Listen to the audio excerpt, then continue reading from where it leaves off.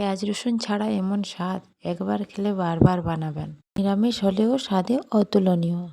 নমস্কার, মিতা রান্নাঘরে সবাইকে স্বাগত। আজ আমি নিরামিষ ছোলা ডালের রেসিপি ভিডিও সবার সাথে শেয়ার করে নেব। তো চলুন দেখে নিই কীভাবে বানানো হয়। 1 ঘন্টা আগে থেকে আমি ছোলার ডালটাকে খুব ভালোভাবে জলে ধুয়ে ভিজিয়ে নিয়েছি। এবার প্রেসারে ছোলার ডাল এবং জল, তাতে লবণ দিয়ে খুব ভালোভাবে সেদ্ধ করে নেব। প্রেসার কুকারে 3টে সিটি পড়তেই আমি বন্ধ করে নামিয়ে নিয়েছি। ডালটা খুব ভালোভাবে সেদ্ধ হয়ে গেছে, দেখুন খুব নরমও হয়ে গেছে। এরপর কড়াইতে কিছুটা সরিষার তেল দিয়ে তেলটা গরম হয়ে আসতেই 2টো তেজপাতা এবং 3টে শুকনো লঙ্কা ও কয়েকটা গোটা গরম মশলা এবং 1 চামচ জিরে ফোড়ন হিসেবে দিয়ে খুব ভালোভাবে ভেজে নেব। গরম মশলাগুলো থেকে খুব সুন্দর একটা মিষ্টি গন্ধ বেরোলে কয়েকটা কারি পাতা তুলে দিয়ে দেব। সব কিছু ভালোভাবে আবার ভেজে নেব। এরপর আদা বাটা দিয়ে দেব এবং ভালোভাবে ভেজে নেব যতক্ষণ না আদা বাটা থেকে কাঁচা গন্ধ বেরোচ্ছে। এরপর একে একে গুঁড়ো মশলা, হলুদ গুঁড়ো, ধনে গুঁড়ো এবং লঙ্কা গুঁড়ো দিয়ে স্বাদ মতো লবণ দিয়ে দেব।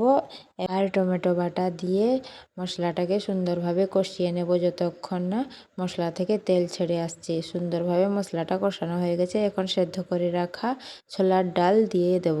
এর সাথে কিছুটা গরম জলও দিয়ে কিছুক্ষণ ঢাকা দিয়ে রান্না করে নেব। কিছুক্ষণ পর ঢাকা খুলে কিছুটা হাতার সাহায্যে ম্যাশ করে নেব। ডালগুলো সুন্দরভাবে হয়ে গেছে। এখন গরম মশলা দিয়ে নামিয়ে নেব। গরম গরম লুচি, ভাত, রুটি সবার সাথে খুব যাবে। এই রেসিপিটি একদম নিরামিষ, কোনো উৎসব এবং উপবাসে একদম পারফেক্ট। একবার হলেও এইভাবে বাড়িতে বানিয়ে দেখবেন, খুব সুন্দর লাগবে। একবার খেলে বারবার খেতে মন চাইবে।